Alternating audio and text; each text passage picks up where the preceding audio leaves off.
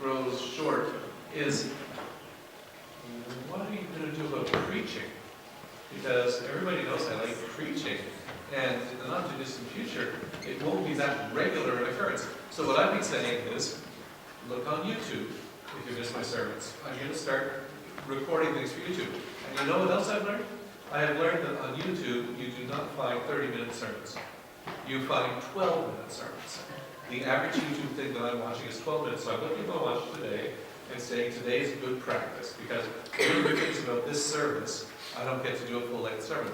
But I've been doing a lot of thinking lately, and thinking about, my life, St. Mary's, many of you, and there's been one thing that's been a constant question in my mind, going over everything, and it's what does God want? What does God want from me now, given what's going on, from you as individuals and us as a congregation? What does God want? And what does He want to do? What does He want to do in my life, our life, and in our life as a congregation? Because we're still going to be members of the congregation. So, what does God want? What does He want to do? And a word that has come to mind, it takes a bit of development, but the word that comes to mind, what I've been thinking these thoughts is, I once heard a really good speaker. He wasn't such a good preacher, but he was a great speaker, saying that God is in the miracle business. And he took us through, in the course of this talk that he was doing, a whole lot of stuff, Old Testament and New Testament, demonstrating that God is in the miracle business. And you can most often see God in the miracle business when things are going really badly, and He uses or works in bad situations, and He works with the most unlikely people in those situations. Prophet Isaiah, we read a lot of during Advent. Prophet Isaiah has some incredibly beautiful things in the book, and one of them is where God is saying, "Watch, I'm about to do a new thing. See, you can see it happening now." And so we're encouraged to watch and wait. I'm not very good at that part. Watch to see what God wants to do now. In order to do that, I believe that one of the things we have to do is get over some of our preconceptions as to the way God works, particularly when it comes to miracles. The reality is, God can do anything He wants, but He's a self-limiting God, among other reasons, because of our free will and all sorts of other stuff.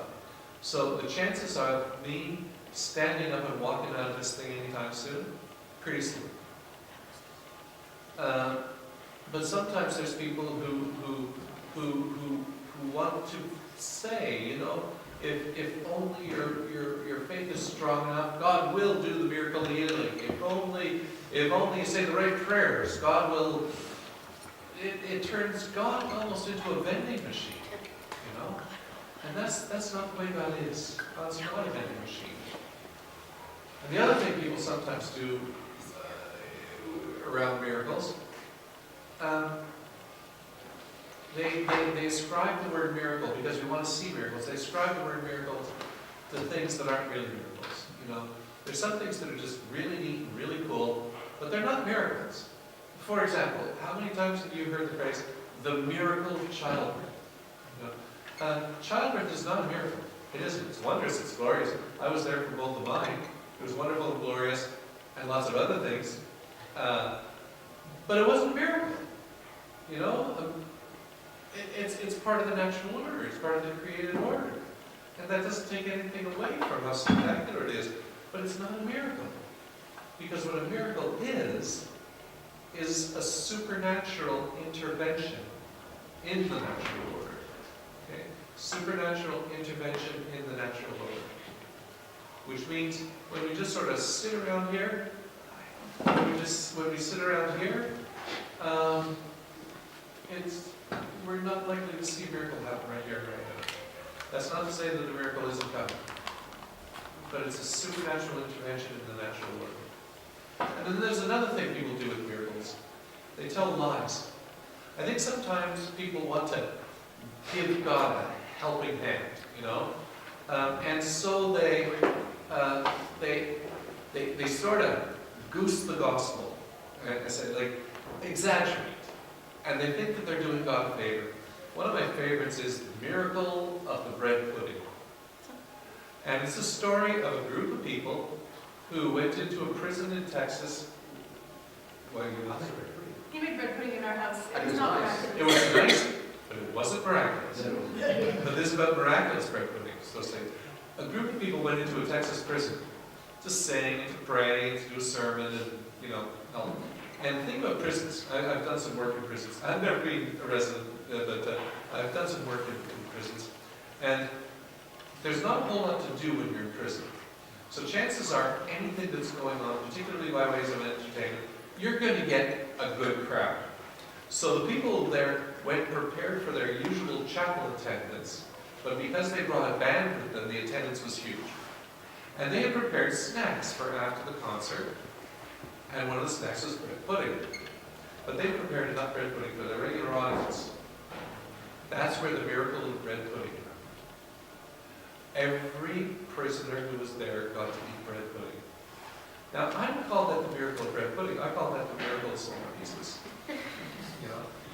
But they so want to give God credit that they invented a story to describe something that didn't really happen. So, a miracle is not something wondrous in the natural order. That's something wondrous in the natural order. God doesn't need us to lie for Him. But God is in the miracle business. And a miracle is a supernatural intervention in the natural world. I believe that God wants to do a miracle in His church today. I don't know what that is as it relates to St. Mary's. I don't know what it is.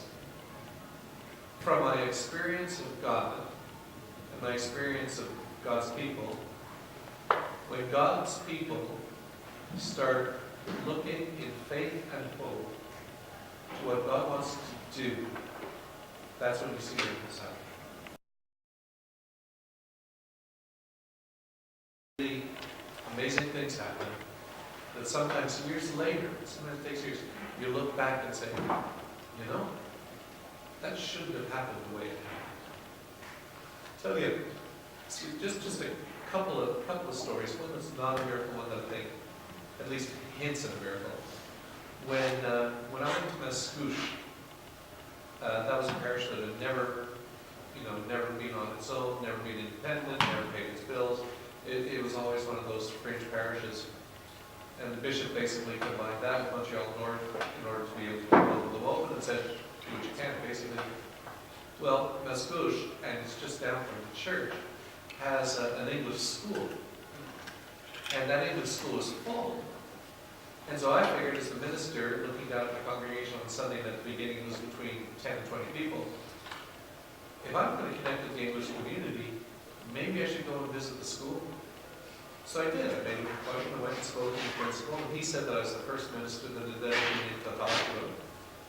And you know what? We did lots of other things. A small group of us to connect with the community, to talk to people, and to form relationships, and to get involved.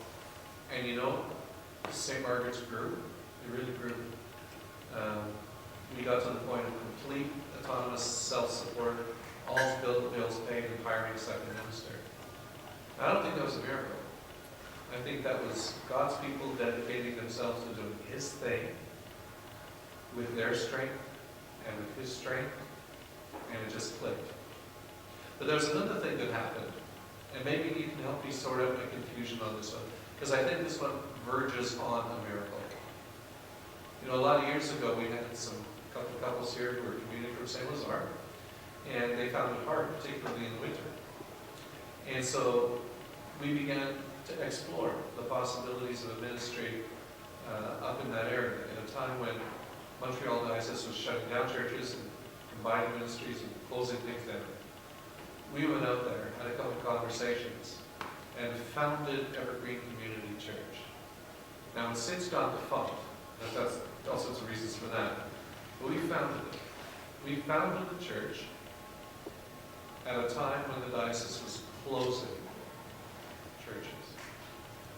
And I'm convinced that what was happening there on a spiritual level is a group of people, very ordinary people, none of the spiritual superstars, very ordinary people, really wanted to do something godful up in Saint Lazare. We wanted to dedicate some effort, some time to creating something that would help people worship, find God, serve the community, etc. And we offered that to them. And I think God had his eye on Saint Lazare as well, which at the time was the fastest growing area in Canada.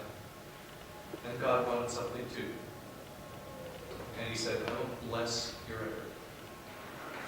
And when God blessed our effort, did a miracle happen? Was that a supernatural intervention in the national order? A new parish was started in a time when the natural order in the diocese was shutting things down. It's a question. Can I give you one more? Oh, I'm not doing good on my YouTube timing, I'm sorry. A while ago, years ago, 2010, I was at a meeting, very early attended a meeting of our Archdeacon meeting. And it was, a speaker was Glynis Williams from Action Refugee Memorial. The host church had about 6 people there.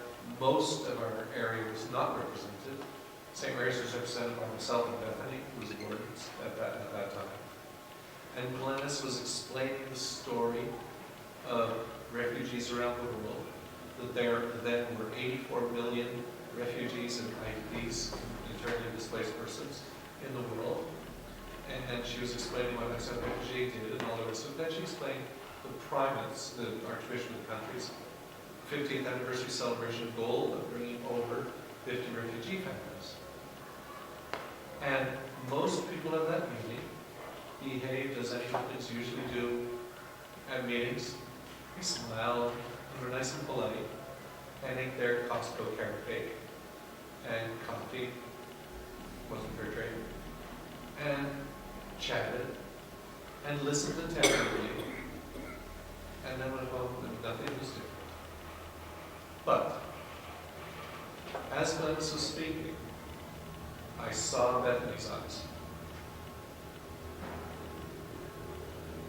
And after there was a conversation, Bethany, Glennis Williams, and Sue Wynn from St. George's. And I knew of an absolute certainty,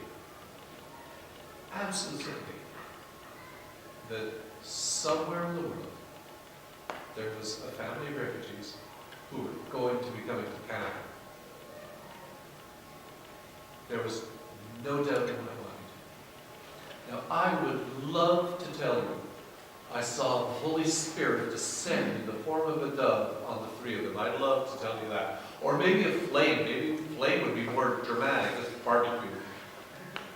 I'd love to say that, but that would be the lie of the bread pudding. I didn't see anything. I didn't see a glow. I just saw 3 people whose lives are dedicated to God, committed to something. And I believe the miracle of that family coming over happened that way. I believe in miracles.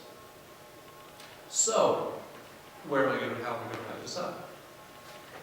I believe it is within the realm of possibility that God wants to do something miraculous in His congregation.